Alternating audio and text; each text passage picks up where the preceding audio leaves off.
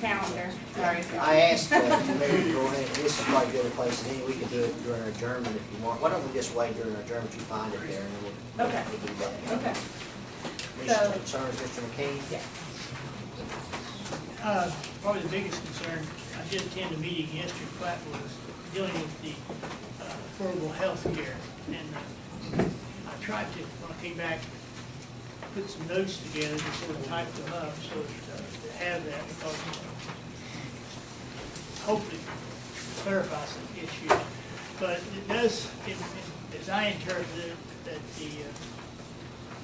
one of the things Mary and I talked about was when is the date we have to have a plan in place. And first question I asked was, does Lincoln County have to have a plan? Of course, some people may know it, I wasn't sure. But we do have more than 50 employees, so we do have to offer insurance to our employees. And right now, as far as in the, I guess the place where you can purchase insurance, because we know that all of them having trouble getting on and all that, but basically what they suggested that we tell people that they're looking to get on, try to use Safari as a way to get on. It's working better. Only two groups in West Virginia right now are in the marketplace where you can get on. That's through PEI and then through Highmark Blue Shield. So we just need to keep that in mind as we show. Basically, there's a lot of help out there, but over a state, they got 3 people, and I got to see some words misspelled. Navigator, got to be something. But they have 3 people appointed, and throughout the state, they work at hospitals and do W Health Start and a consulting firm. Also, one thing I found out, each county DHHR office does have a person there to help with personal assistance to help people maneuver through this. People that have, like the county offering insurance program to employees will not be in the exchange or the marketplace. So the minimum coverage is 60% of the cost of whatever the hospital bills. We have to provide at least that kind of policy as we look to purchase one. There's different levels. I've covered best plans are subject to excise tax. One thing that surprised me was, and we'll talk about this a little bit, but I've often wondered, and all the things that we're going to get, people who didn't have insurance are going to get $250,000 in West Virginia. Somebody's got to pay for that one of these days. And so what was determined and explained to us, we had people from different areas talking about this and how it affects us as a state, as a county, or business really, that all the federal agencies, IRS, Department of Labor, Commerce, anybody that has any control have put their all their thinking together on the computer where that all the things that happen are going to be looked at, and basically lots of fines. They expect to generate on an annual basis billions of dollars in fines. One of the things is if you have a what they call a Cadillac plan, or a very high plan where there'd be no deductible for employees and provide dental, optical, all almost as good as probably Congress gets. But there'd be an excise tax. You had to pay an excise tax just because it's worth a lot. And also, basically, in case of like in Lincoln County, where we've been providing a supplement, giving each employee $150 to offset, let them buy their own. Well, what I was told, of course, yes, that means the law, but what I was told, I asked the question specifically, we're doing this, we're giving money, we haven't had any insurance for a few years. Well, that $150 stays with the employee. We still have to offer them insurance. We can't tell them to go out and go in the marketplace to buy it. We're an employer of 50 people or more, but we have to provide them insurance. So we're going, I think what I interpret, we're going to be stuck with giving them $150, and we're still going to have to provide them an insurance policy. The biggest thing that bothers, most counties, is the paper trail. Just like the paper that I know Mary sent out to notify all employees, the October 1 paper. Well, one of the things they said, that's just the beginning. You're gonna have to be able to have a file that shows that you sent that, a copy of that, and everybody that you sent it to, and a proof that they got it. So some counties didn't do that. I said, well, I think Mary did. But it just, they say it's not gonna ever stop. And of course, there's one guy, I put his name down there, but I do never remember. Dave Barton presented basically a program in order to help you with all this record keeping, because what they basically have done is the IRS has hired 15,000 auditors, and so has the Department of Labor. At least 30,000 new auditors who go out there looking at all small businesses, anybody that offers their employees an insurance policy, making sure that you not only doing the insurance, but anything else that comes under their umbrella, where you might violate something, and basically, and the whole gamut is to generate more money. They expect to make this a self-paid. These 30,000 auditors will generate enough fines where they'll be paid. It won't be an expense to the government.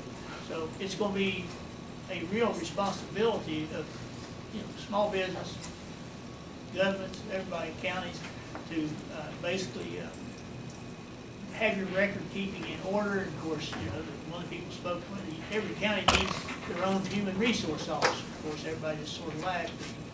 One Clay County said, well, we don't even have a secretary. So, what are we supposed to do? And of course, come find out they don't even have 50 employees, so he may squeak through. But it's just a concern, and they've had 3 of these meetings across the county and across the state. Yesterday was the second one, Nolan, Lamar, and Princeton. But I did talk to our person we have employed to run the County Commission Association, Vivian Carson. She basically called back this evening before we went to the meeting, but asked her a couple of questions we didn't have answers to. And one was, are we responsible now to go ahead and jump into it? She basically said that she thought that everybody was going to have this grace period, that we did not have to jump immediately, but we need to have something moving, and if we could, if we decide to go with PEIA, we should be getting some quotes. What would they provide? What would the cost be per employee, and things like that. This Dave Barton, he has a program that he'd be willing to sell insurance. He also has a program that monitors all this responsibility that you have as far as record keeping. And he presented that, and basically most of the people there, the county, the 20 counties, basically said they thought it would be worth the money to have somebody to have a computer program that monitor what you're doing and what's expected, to let you know what's coming up, what you need to do, and things like that. So a lot of information is coming, and they do hope to have another meeting somewhere coming up in about 3 months, so we can just see what people's done, what kind of help they need, things like that. But it's starting to move, and it's a little bit scary from it. But, Mr. Mackey. Went to the EDA meeting.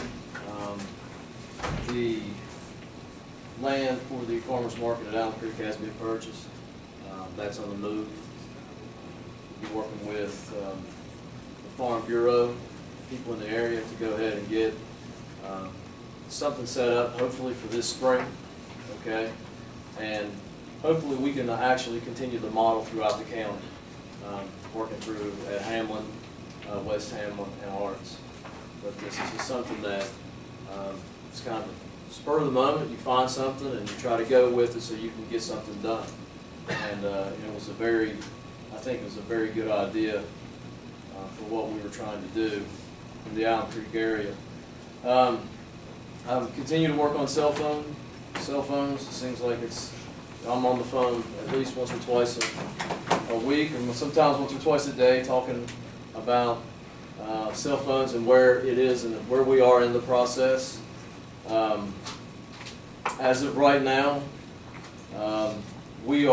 I am awaiting the letter of intent, okay, to locate on the tower. I've spoken with Alan,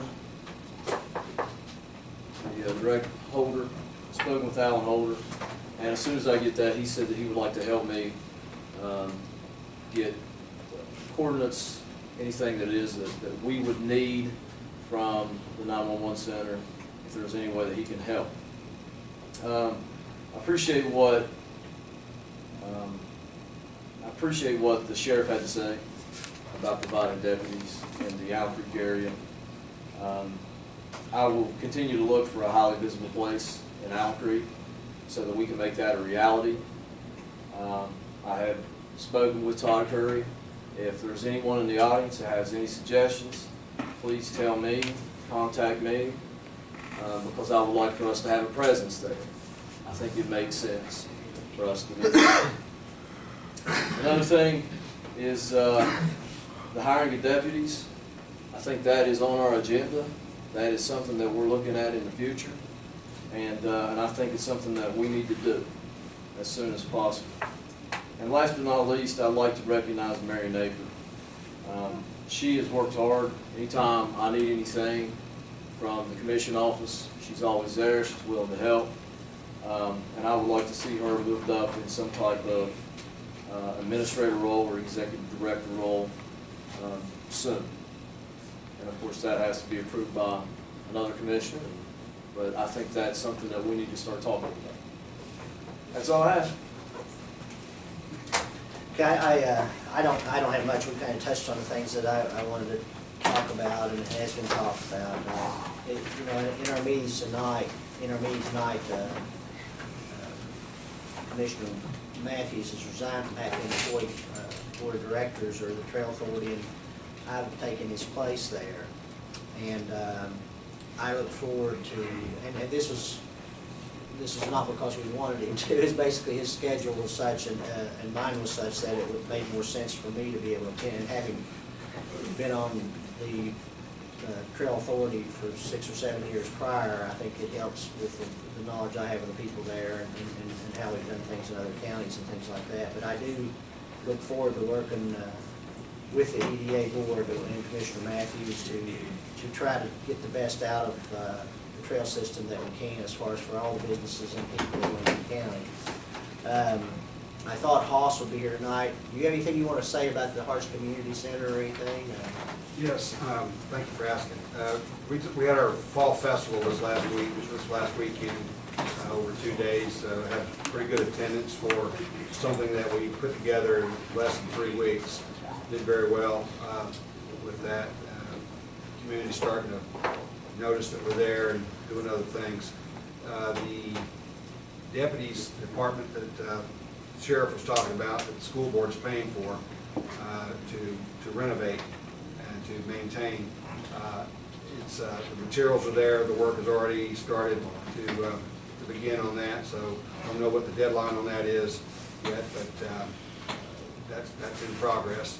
The sheriff's office is got a room. We've given them a room in the Harts Community Center. It's going to be basically the first door in first room to the left as you come in. So that deputy will be there, and they'll have an office to work out of for those 2 deputies that he was speaking of. And so we've got that room cleared out right now for early voting. And after the early voting is over, I think we'll be moving towards, the sheriff will be moving towards moving his meeting office or satellite office, whatever you want to call it, in there. Internet phones getting hooked Internet up tonight. phones and all that. So, and I think we got some signage getting ready to be put up, and still working on getting the contractor started on the roof. And our grants that we have put in already are still in the progress of being worked out. So we're hopeful that the grants will come in so that we can pay the county commission back for the repair of the roof. We do appreciate your support. We have an open house Saturday. Yes, that's what I was going to have, make sure you mention. You remind me. I got a lot of work to do on Saturday. We are having open house on Saturday. The schedule at this point in time is we're going to have a flag raising at our newly revamped flagpole. Flag raising at 6:30, followed by the beginning of the dinner at 7 o'clock, and there's gonna be some singing and some music going on, bluegrass, that type of thing. And it's free to any resident of Harts Creek who'd like to come by. Of course, you guys were, commission's welcome. Come by at any time, and hopefully you will be there. But that's at 7 o'clock. So far, I think we're planning for around 250 meals to be available, so. And you say the flag raises at 6:30. 6:30? 6:30. Just before it gets dark, hopefully. All right. We'll have it done. Thank you for your support. Sure. We appreciate the job you all are doing up there. I'm sorry to hear that Mr. Farley's sick, or has been sick, but I know he and I stay almost in constant contact concerning your guys' endeavors up there, and I'm proud of the way that those small numbers that you have done so much. But and I think that the more people learn about the community center and what we have to offer and what you guys have to offer, it's just going to be a very positive thing for up in Harts. I mean, it's really, people talk about it now, and they're not really aware of what we will have to offer. But once you guys get up and running, I think it's going to make a big difference up there. If I could add one more thing, last thing on it, we're still in progress on our bylaws and the 501c3 paperwork. We're down to the nitty-gritty where I'm consulting with a tax authority on that so that we can make sure that we're doing that right and getting that done. And on the dinner, one more thing, the sheriff's, I think one of the emergency signs are going to be put up in Harts, letting the community know the time and the place for the dinner on Saturday. That's good. Thank you. I don't have anything else other than we need to go over our calendar for the next several meetings. Sir, Oh, okay. Yes, sir. could we just say also thank you very much for supporting the Duval High School, the Etna Veteran Memorial Monument Project, and thank you across the board for all the support you've given this organization over the last 3 years. This will be our 4th Veterans Project, and we really couldn't have done it as well as it's worked out without your help. So we thank you all very much. Well, Thanks for approving the mini grant. And since I'm here and I see Sean O'Donohue sitting up front, we want to thank him also. He's been a silent partner in these projects. He has he's promoted the projects, and it's so enjoyable to watch him work quietly, unobtrusively, to inform the citizens of our county. And it's a delight to read his work because he's objective, he's honest, and he doesn't put drama where it isn't required. Thank you, Sean, for helping us on these projects as well. Thank you. I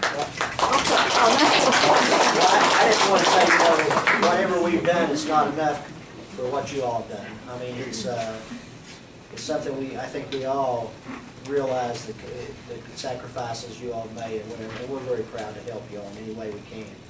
As far as our immigrant that's now a U.S. citizen, I think it's very nice to see what he can inject into all things in this county. I mean, it's been a pleasure for me to work with him on various things, and he has a very good. I want to say he's more Lincoln County than he acts like. He really is. I think he deserves very much any commendation we can give him, because I know he has a very, very tough job, but he understands us hillbillies pretty good, and I appreciate that, because that's what you need. When you have people writing articles about what we're trying to do, they have to know where we're coming from to know where we're going to get to. So we really appreciate that. Thank you. Okay, the dates. Okay, Thursday, October 31st at 10 a.m., we have early voting machine testing.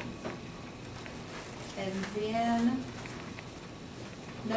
Thursday, November 14th at 10 a.m., we have Election Day machine testing. Then Saturday the 16th is Election Day.